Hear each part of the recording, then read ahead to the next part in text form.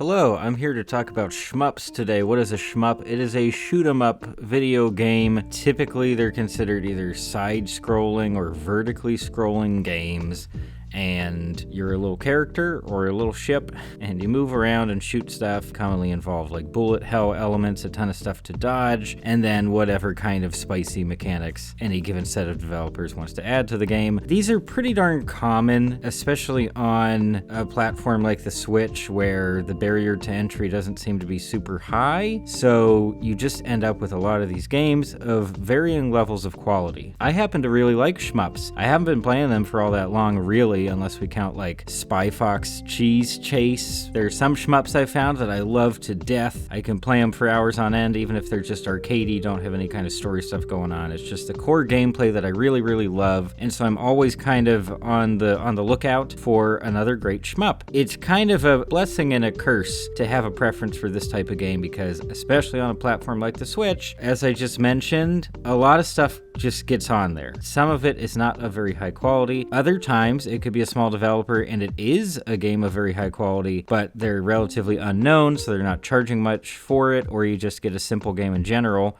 Regardless of quality, they're probably going to charge less for it. The game that sparked my desire to make this video is one called PigShip and the Giant Wolf. And originally, I thought I would just do a video talking about this game in particular, because at least when I checked earlier today, I found literally zero reviews, impressions videos, basically anything about this game, and that made me kind of sad. I definitely know what it's like to be an unknown, and you just kind of put stuff out there hoping that someone will check it out, that maybe it'll catch on. In this case, even the trailer for the game, I think, is under 1,000 views, so like it clearly hasn't received a lot of attention so far. I know that just happens with tons of games. There's so much out there right now, it's just sort of inevitable that some of it will be lost in the shuffle, regardless of quality, but I thought I would go ahead and give it a shot, try to talk about this game, but as you'll soon see, I have some reasons for not wanting to talk specifically about PigShip for too long. I didn't think it could support an entire video, so I just went ahead and revisited a bunch of the shmups that I happen to have on my Switch. I've got 7 of them here that I'm going to talk about. Some I find much more enjoyable than others, and I would like to tell you why. The one that started it all, PigShip and the Giant Wolf, which I guess is supposed to be a play on like the 3 little pigs and the big bad wolf. There's a fun but very short little opening animation. They have to beat the bad guy is all I really picked up from it, and then you have the game. Visuals, fine, generally monochromatic. Neat little bits of animation. I do really like the art style overall. Outside of that, unfortunately, I have really not enjoyed my time with PigShip so far, and I just bought it earlier today, so please forgive me. Who knows? Maybe if I dedicate a bunch more time to it, it'll suddenly click. I played literally 20 to 30 minutes, and there are times where I come up against a very challenging game, or even just specifically a very challenging shmup, and I'm still really motivated to keep playing and try to beat it. There are tons of other games on this list even that fit into that category. This is not one of them. Like, I had to push myself even to play for that long. I'm sorry to the devs. It's clearly a very small team. The core gameplay I don't think is going to change very much. There is apparently an upgrade system.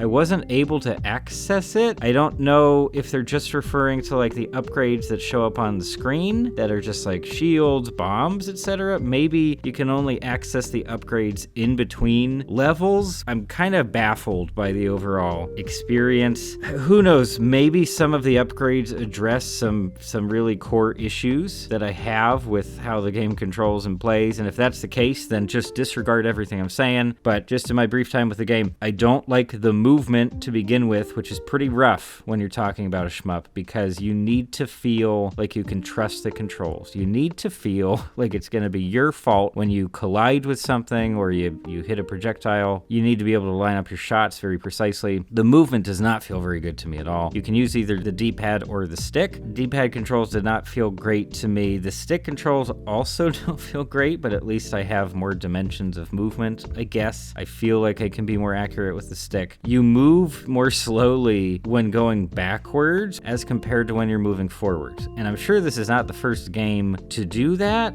but here specifically, that doesn't feel good. Like, it feels jarring just about every time I need to scoot backwards for some reason. It's just like, oh my gosh, all of a sudden I can't get past that projectile. All of a sudden I feel like I'm moving through molasses, and I don't, like, it's a little spaceship. Why?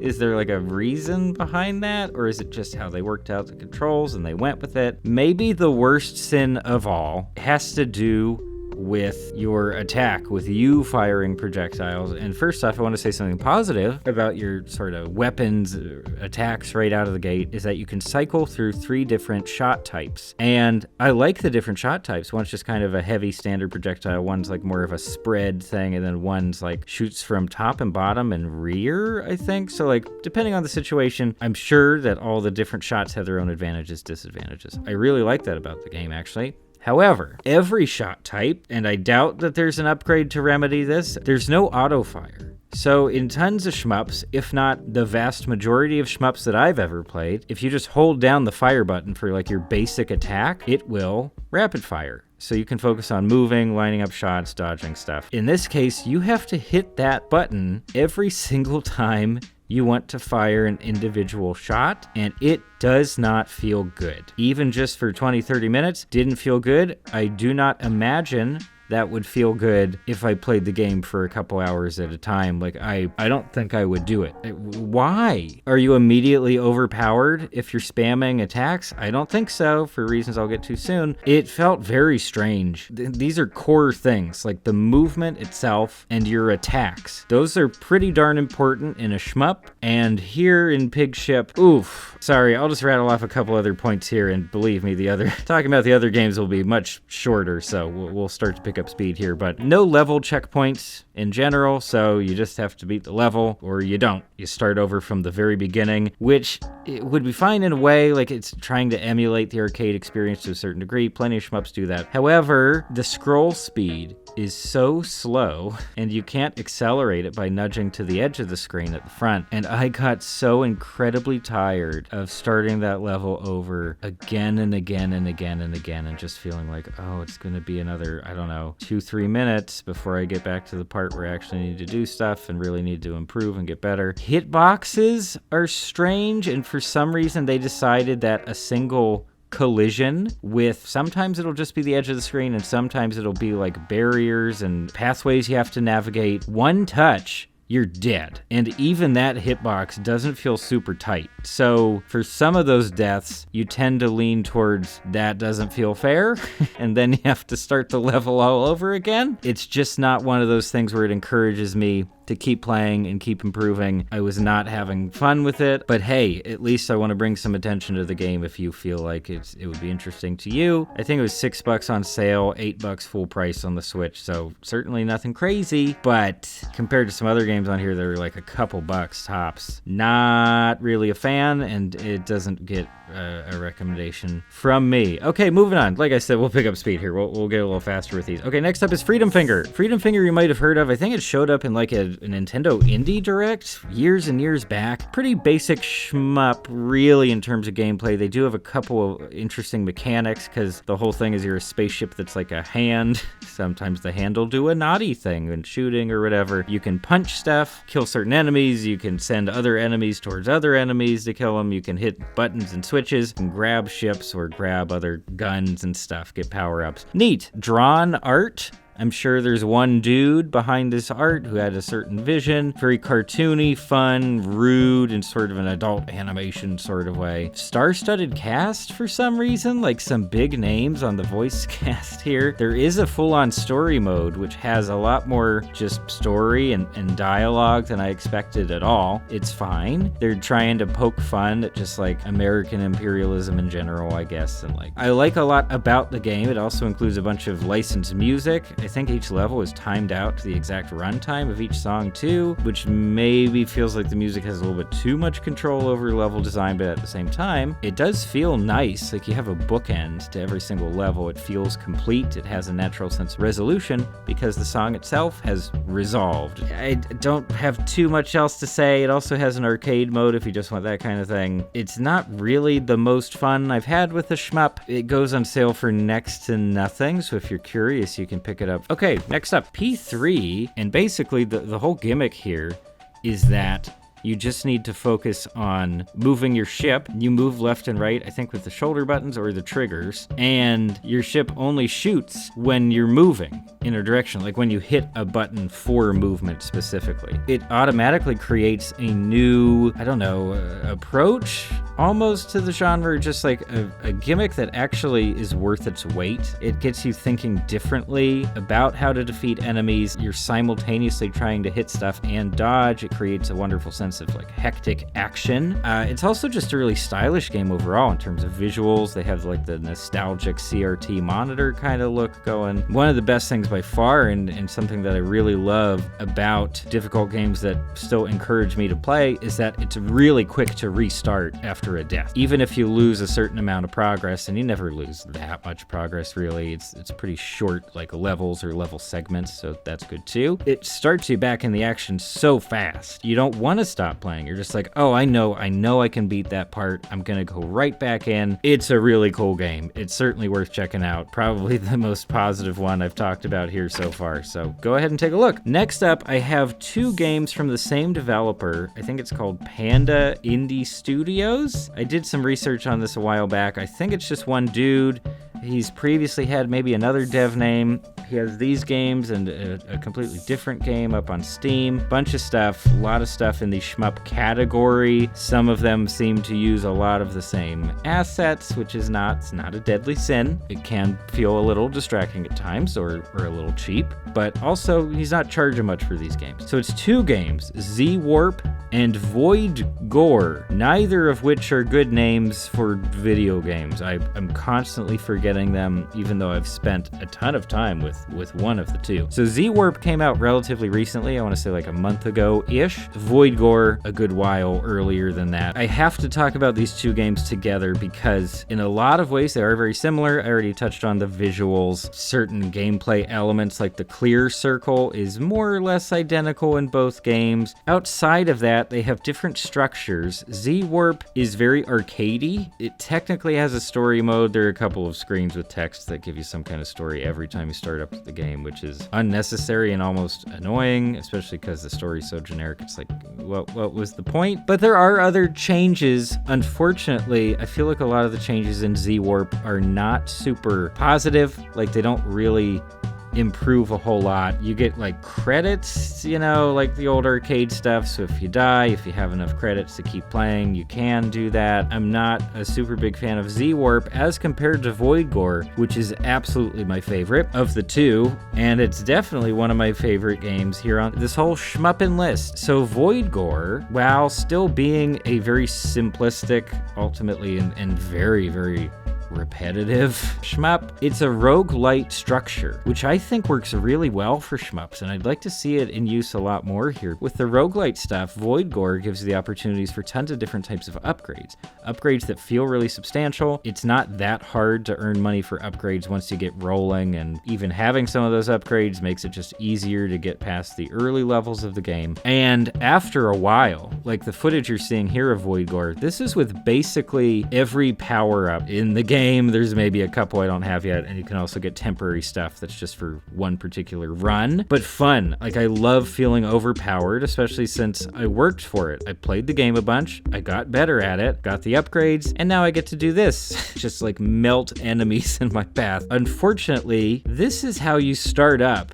in Z-Warp from the very first moment. It's way too much. It's way too much, especially because despite this insane like beam coming out of your ship that takes up way too much of the already super small play area, it doesn't feel strong. The way this thing looks, it looks like it should be the most insanely powerful weapon in the game and you should just immediately beat everything. Looks like you should defeat time itself. It's ultimately a very weak basic attack. I don't understand the decision unless, again, it's just something sort of cynical like, well, I need to change something about this and sell it as a separate game. Void Gore, for my money, is just so much more fun. Graceful Explosion Machine. This, oh my goodness.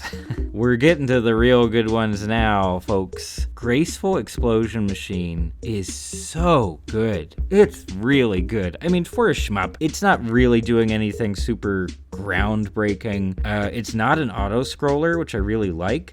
You're just going side to side, In fact, your choice of movement is extremely important to the gameplay. I'll talk about that. For one thing, it has a completely different look and art style, art direction than most shmups. It doesn't have that typical sort of boring, like, standard sci-fi setting. You know, it's okay, routine, maybe ugly. We're not in hell. We're not on Mars. We're not just in deep space. We're just in some weird, colorful environment. It almost looks like some kind of cavern or something. Really colorful and bright. Even the enemies are very colorful. Projectiles are very clear, easy to see. It's really easy to get into. I'll explain the premise right here. Move around with your stick.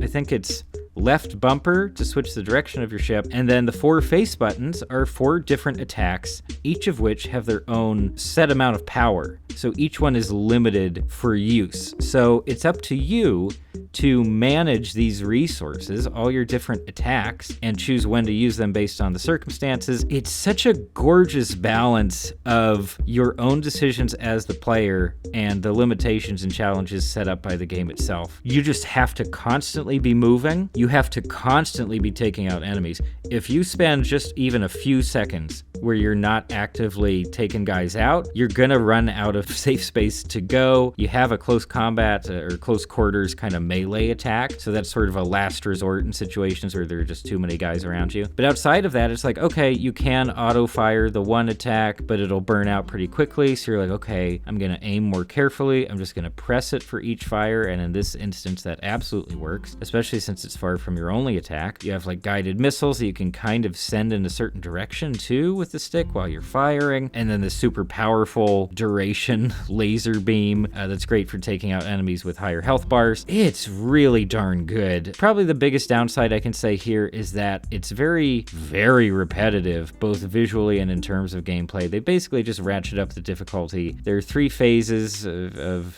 enemies coming at you, and if you survive all 3, you're good to go. No upgrade, system, so you don't get that sense of progression. I don't care at all, because the basic gameplay is so darn good. Now, to end things here, I figured I would just mention Ikaruga. Sorry if the pronunciation is one that you disagree with. This is a super famous shmup, completely insane visually and just in terms of what it asks of the player. But basically, you can switch your polarity, or the color of your ship, and if you're the same color as the projectiles, then they won't hurt you. If you get hit by something of the opposite color, you didn't switch in time, sorry, you're dead. And then it has a wonderful extra gamble, because if an enemy is of the opposite color that you are at the moment, you do way more damage, but they'll meanwhile be sending out projectiles of the opposite color. It's a great trade-off. It's constantly daring you to try harder and take risks and stuff. The footage here is from the very, very early game, so you're not seeing any of the truly insane levels. Completely crazy, and I could only get through it using infinite lives, and I just keep trying to improve from there. Definitely another game where it encourages me to keep playing. Part of that is just through, they give you some difficulty options to begin with. You can have infinite lives. I really, really appreciate that.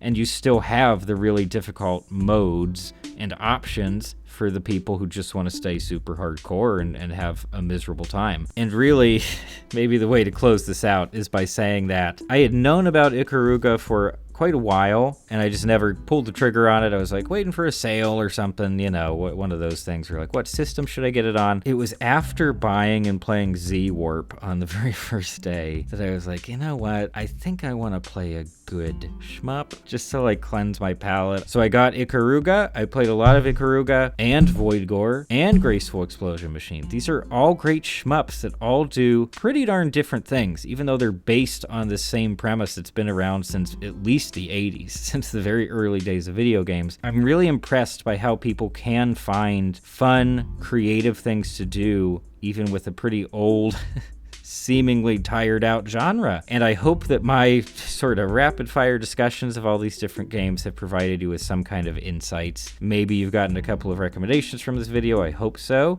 Most of these games are pretty darn cheap. I think Ikaruga is probably the most expensive, and even that's $15 full price. Not too shabby. But anyway, that's basically it for today. This is pretty light. No big analysis, no big point to make here. Just some games that I felt like talking about after having a certain kind of experience with PigShip. yeah, please let me know if you have favorite shmups, if you prefer to play them on other systems, etc. But in the meantime, I will just say thanks for stopping by.